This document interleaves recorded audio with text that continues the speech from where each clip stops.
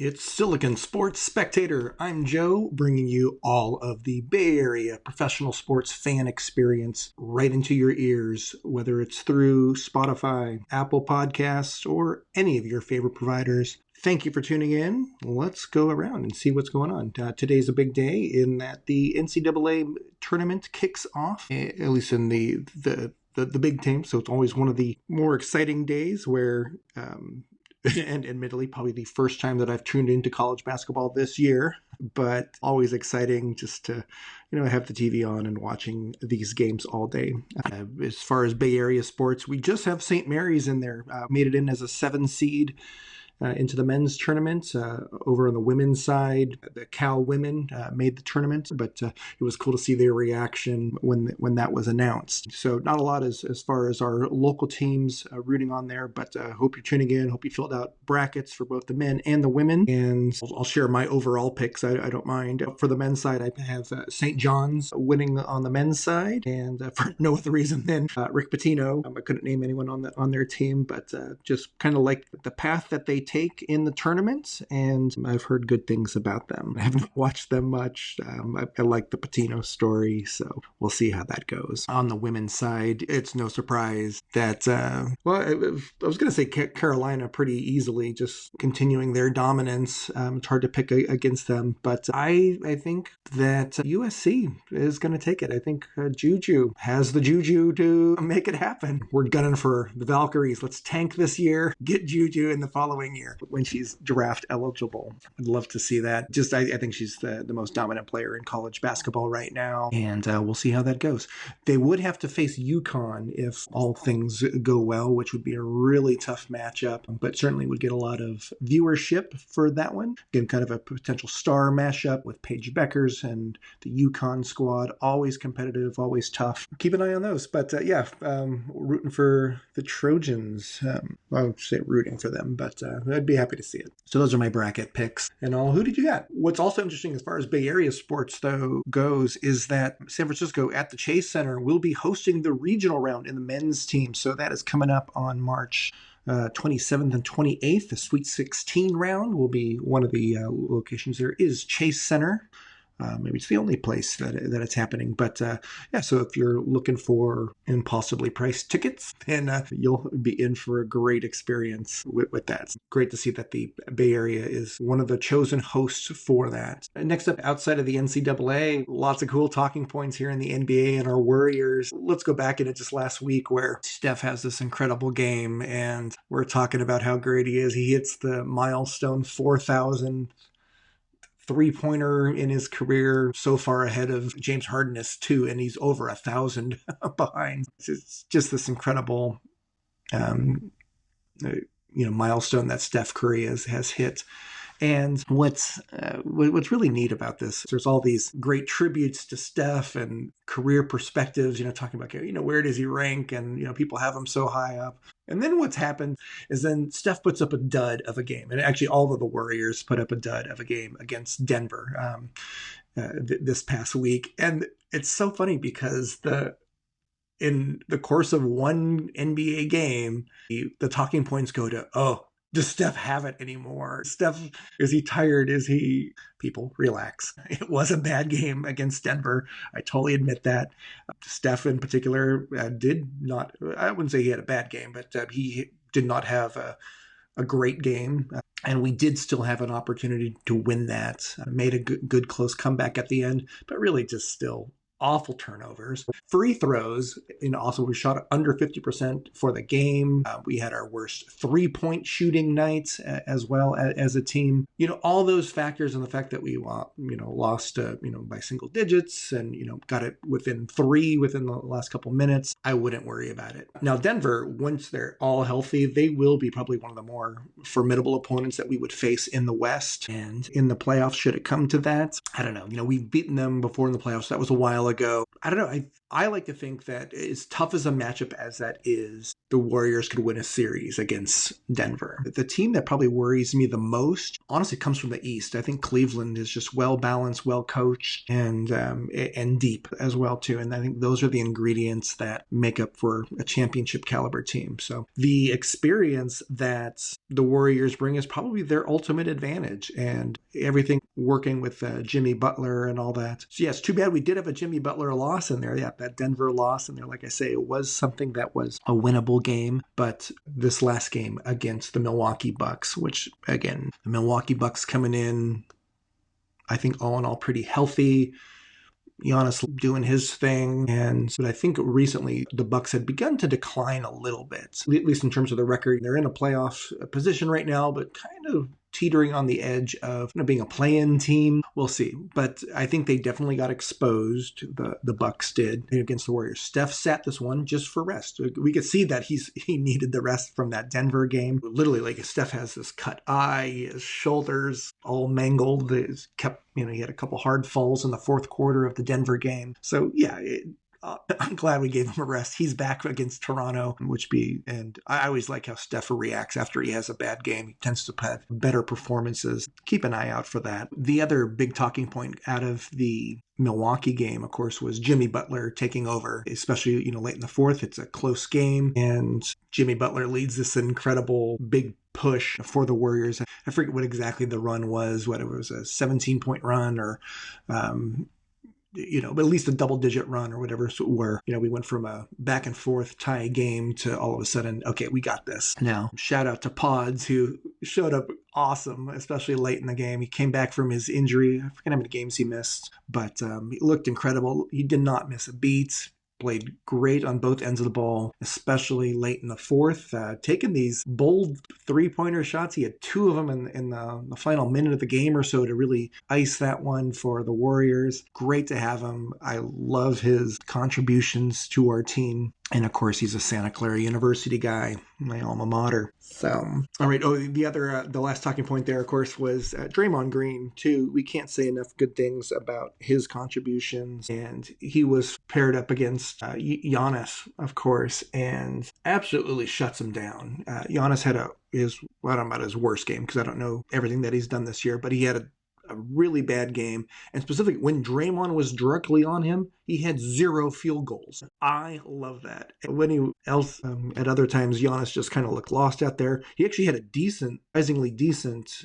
performance from the free throw line. I guess he's been shooting 60% from the line this year. He had a higher percentage and got to the line several times, as he always does. But even with that, I think he had 5 field goals for the entire game. Did not look good, and frankly looked flustered. Great defensive effort. The post-game interviews where Draymond's talking about, someone asked him about whether this puts him in as the favorite for the defensive player of the year, and Draymond responds only as he could, and absolutely feels as though that this makes the case for it, but also in general, just how entire teams have to change their offensive strategy when Draymond is on the floor. And that is true. I don't know that someone else in the NBA has to make that similar type of adjustment. There's other great defensemen across the league, of course, but this year, Draymond's taken it to another level. We see it so often and consistently from him, but this year especially, I feel like he has just refined his art of a defense all the more. Great to see. He's got my vote, if I had one, for Defensive Player of the Year, even without any bias that I have rooting for him. So great job, Draymond. Appreciate the effort. Last basketball note is,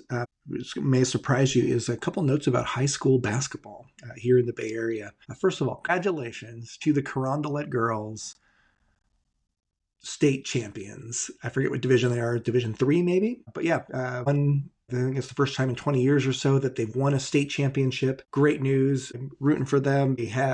My niece goes to the school. I hope someday maybe my daughter will go to that school. I was educated by the Carondelet nuns. So for all those reasons, it was great to see that. It was a little bit of sad news, though, that my high school alma mater, Archbishop Mitty, their girls also were in the state championship. However, they lost. And what I didn't know until reading the article in the Mercury This is their fourth consecutive loss in a state championship game. Absolutely brutal.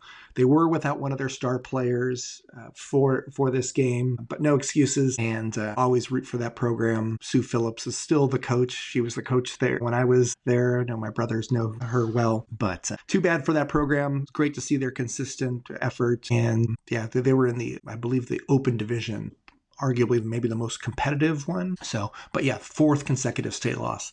I'm a Bills fan. I know how that feels. Tough one to read there. On the boys' side, too, this news I don't mind sharing as much because they were one of my high school rivals. Archbishop Reardon also lost in their this is on the men's side. They lost their state championship. I believe they were favored in that game, too, but came across an absolute star performance. Shucks, I thought I had the guy's name written down here. I don't, but yeah, so some guy put up nearly 50 points on him. And yeah, it's hard to win against that type of performance at the high school level. It was nice to see the Bay Area represented well across both the men's and the women's. These high school tournaments held in Sacramento. But again, congratulations, especially to Carondelet. All right, a couple quick hockey notes here. Just as far as the Sharks go, the news here was we're continue to make roster moves. This week we called up for tonight's game. Again, who do we have? Carolina. For tonight's game, making his NHL debut, Luca Cagnoni. So Luca Cagnoni is a great story, and if this is the first time you've ever heard his name, he's a defenseman, an undersized defenseman. I think he lists himself at 5'9",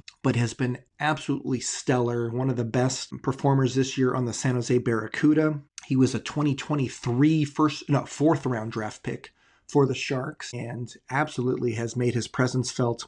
I remember watching him in the preseason, some preseason games for the Sharks, and I thought he was going to make the team then. We were kind of weak on defense, but nevertheless, his effort really stood out. They did assign him to the Barracuda for the season, where he has been super impactful. Most especially, he's leading I think the entire team in power play points. So he's an offensive-minded defenseman, and I'm really anxious to see how he goes. The size may be an issue in the NHL, but his speed should make up for that. So I'm really anxious to see how this all goes out. Tonight we play Carolina Hurricanes. Our old friend Brent Burns comes back to town, and see how that goes. I think he gets this spot today because Vlasic went down with an upper body injury. And if you're ever interested, again, Vlasic, again, he's been on our team now for, this is his 14th NHL season. Absolutely steadfast, consistent.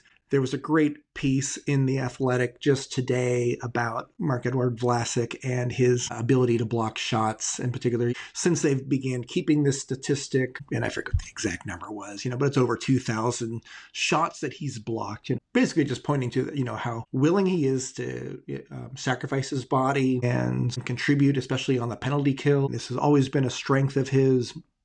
He's never been an all-star. I think at times he probably should have been, especially, in the early trends or so when, he was one of the best defensemen in the league, I think. I think it was unfortunate that he never got that all-star nod, but nice piece about his career and especially this shot blocking ability that has become a defining thing for him. Check it out in The Athletic. Nice piece. Vlasic, aka Pickles. I never liked that nickname, but I get it. Thanks for all the great memories. I think he's still under contract for one more season after this, and I kind of wondered why the Sharks were keeping him around, but hey, his experience, his leadership, all those things are important, but also too, because it's a big, ugly contract, I don't think a lot of NHL teams want it, but it's actually good for the Sharks. The NHL has just a salary cap, but a salary minimum, and we need some of those bulky salaries in a rebuild season just to make sure that we don't hit that floor. So his contract is a good one, and it's not a terrible one. He's great in the locker room. He's great for the community, and we're always a fan, even in. And I think he's 36 years old now, and seeing him out there, he's definitely lost a step. At the same time, he still contributes consistently. He's probably still our best defenseman out there, quite honestly. But with his absence, he's sitting for this game against the Hurricanes. In comes Luca Cagnoni. So perhaps I won't say a changing of the guard, very different games and everything, but we'll see how it goes. Oh, the other thing about Luca Cagnoni and 5'9", I think they said they're pairing him with what's this new guy's name, Duchamp or whatever. I really should have written down his name, but he's that 6'7" defenseman that we just picked up in a trade at the deadline. So it's going to be really funny if they are indeed paired together. We have this, one giant of a guy paired with Luca Cagnoni, 5'9", the speedster, the two-way specialist. So excited for him. Don't be surprised if Luca gets on the scoreboard, whether it's an assist or if we get a few power play opportunities. I bet he gets some power play time, and you never know. Our young power play unit has been scoring more efficiently lately, and I think they could be increasingly dangerous, and I think Luca might surprise a lot of people with that. I hope he has a great effort. I wish him the best, and perhaps earn that spot going forward for next season and beyond. All right, that's our hockey news. A couple of quick baseball things. Less about baseball on the diamond, but baseball business. A couple news items here is that the Giants announced a 10% ownership stake sale. Am I saying that right? Sale in their ownership stake. 10% of it goes to 6th Street. A couple reasons why 6th Street is important, or at least noteworthy for the Bay Area. First of all, this ownership sale is not focused on baseball matters, but rather on development outside of the park and the fan experience. And a couple of things that to note here. 6th Street is an investment group that they are the primary owners of Bay FC, so bringing the NWSL here to the Bay Area. They, of course, are as the principal owners of Bay FC and so forth. Like, they're running the project on Treasure Island and everything about that. One of the reasons why they were very open about this Giants ownership stake is that they're working to develop and improve Oracle Park. So look for improvements there. Mission Rock is the mixed retail and residence area right around the ballpark area. They're making a huge investment in that area. So I'm excited to see what retail spaces pop up there. Nice to get some good neighborhoods or whatever back in the city. So I really like their efforts and their investment here in the Bay Area, not just with the Giants, but with Bay FC and many other things that they do around the area. So awesome to see that. I think this is only going to benefit fans. It's only going to benefit the wider community. That's great to see. The other baseball business item, got some news, some positive news, though I don't know, I'm a little bit more skeptical about it.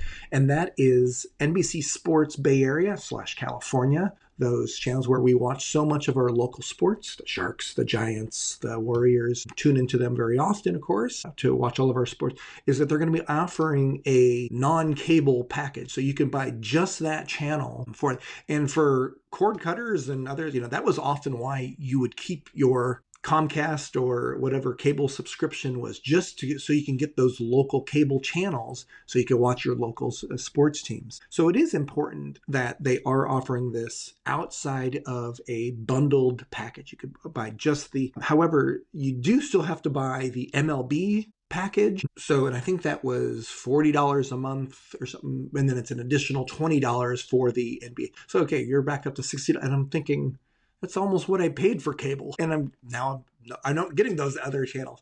And you still don't get things like these national broadcast TVs, like if I want to watch TNT or even ESPN and so forth. And there's different packages for those as well, too. But I don't know. It's I didn't really like the price point too much. I like the effort, though, and they are some of the first teams to do it. But I think the thing that rubs me the wrong way is that you still have to buy the MLB package as well. And so that's 29 other teams that I'm not following, games I'm not going to be tuning into.